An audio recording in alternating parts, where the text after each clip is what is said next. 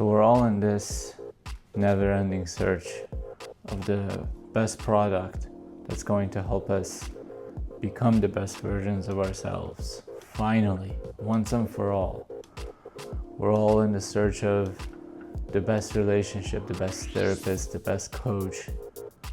And man, there's none of that really matters. Because there's underneath it all, there's something that's far more important, and money cannot buy that. What money cannot buy is discipline. And what you need is discipline. And you build discipline only through doing what is hard. And the problem with that is that if you do too many hard things, eventually the hard doesn't even feel hard anymore. So you always have to play this game, this gauge. You always have to hit the threshold and then bring it back down again and feel a little bit of laziness and hit the threshold again. There's this never-ending journey, this never-ending cycle of pushing our own discipline.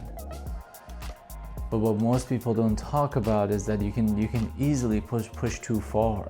And once you push too far, then it doesn't feel hard anymore. And then what to do? Choose a harder task. Instead of 5 miles, run 10. Instead of 10, run 15. Maybe we should push ourselves harder and harder until we finally break. Because we will. We're not made out of steel and iron. We will eventually crack. But maybe a better solution is to give ourselves breaks. Allow ourselves to take time off and then get after it again. And we can easily apply that to just about anything. You can apply that to education. Complete a degree. Take some time off. Work. Live life. Go back to school again. But what makes things a little bit more difficult than we would like it is the fact that getting back into things is always hard, always difficult, always painful.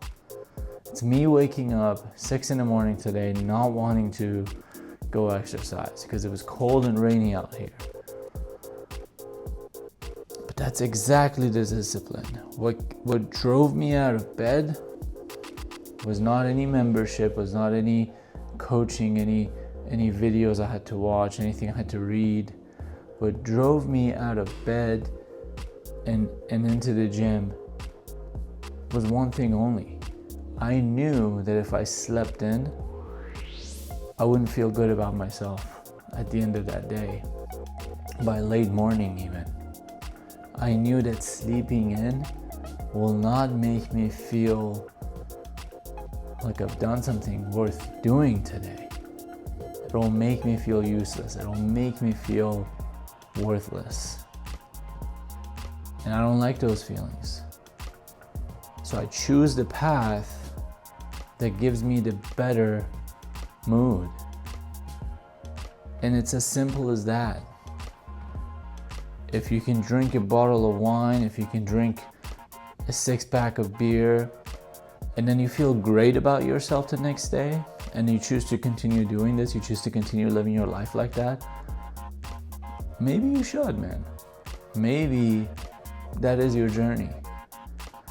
If you feel no guilt, if you feel like you don't feel ashamed about it whatsoever, you don't feel like you are cheating on your own body, this gift of life that's been given to you, you don't feel like you're abusing that, then by all means carry onto your journey. I wish you the best. But some of us wake up the next day and we feel the hangover. Some of us wake up the next day or even same day and we just don't feel good. We don't feel like this is how we're meant to be spending our, not lives, not days, but seconds. Every second is worth loving, is worth being the chosen time, because life is going to fly. It is already flying so quickly. And what's there at the end, except for the memories we are left with. And if the memories you have are the drunken moments that you didn't even want to experience, the friendships that you had no desire to maintain, but yet you were stuck in them anyway, the relationships that you stayed in because you were afraid to express your truth, you were afraid to tell your partner, look at them in the eye and tell them how you actually feel, whether you want to see somebody else or you're just not ready for this relationship, or could be anything. But the fear that stops us from being ourselves. So much of our fears are conditionings of the past. So many of our desires are conditionings of the past. So much of our entire existence is purely conditioning of the past, man. And if you just could finally go back into your childhood, buy yourself a time machine and experience how you were treated as a kid,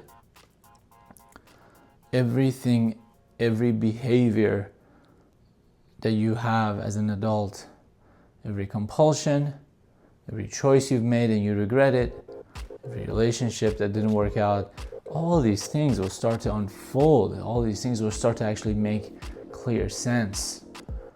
It becomes a mirror right in front of your eyes.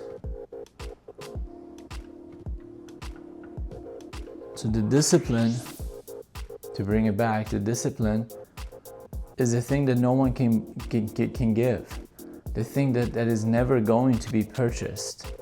And if you're purchasing it by its nature, you are cheating on yourself, because you are committing to receiving discipline from the outside world, and that simply means that you will forever be dependent on it. This is like heroin.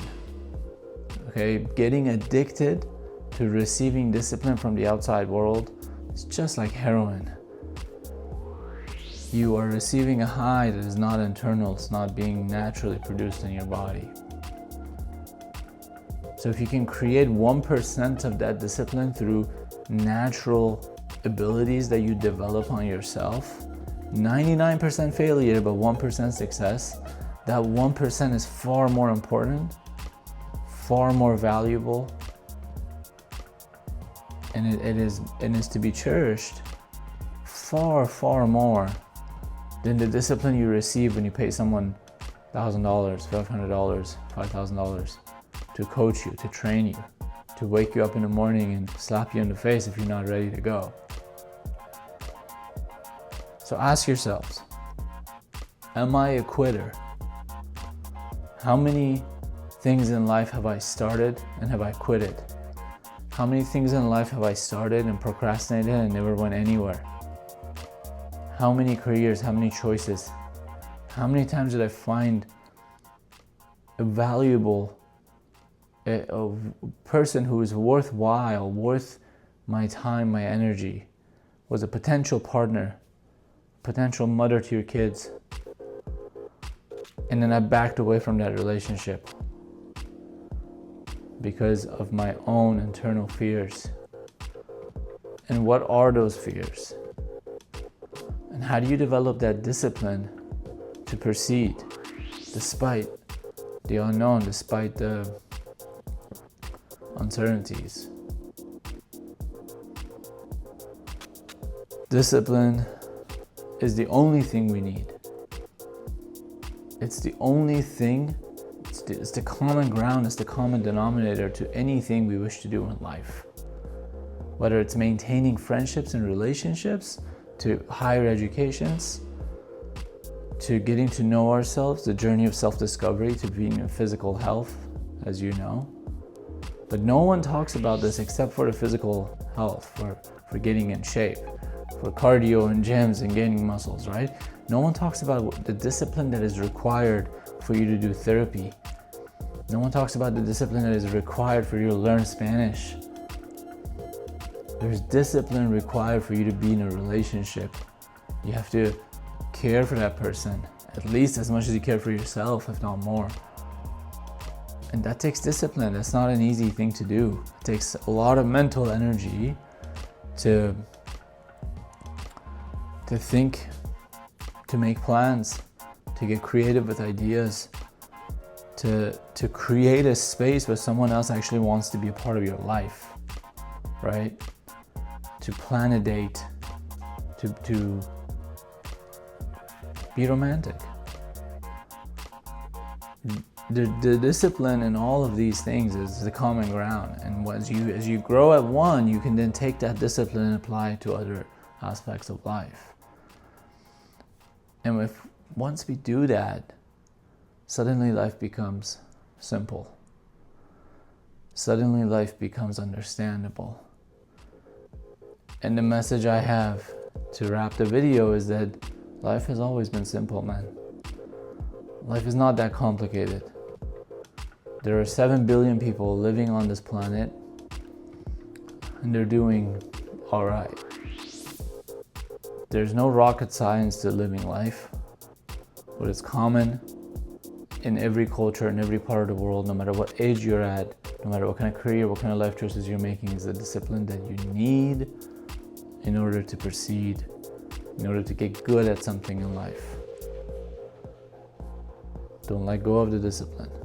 This is daily commitments, daily tasks. Thank you.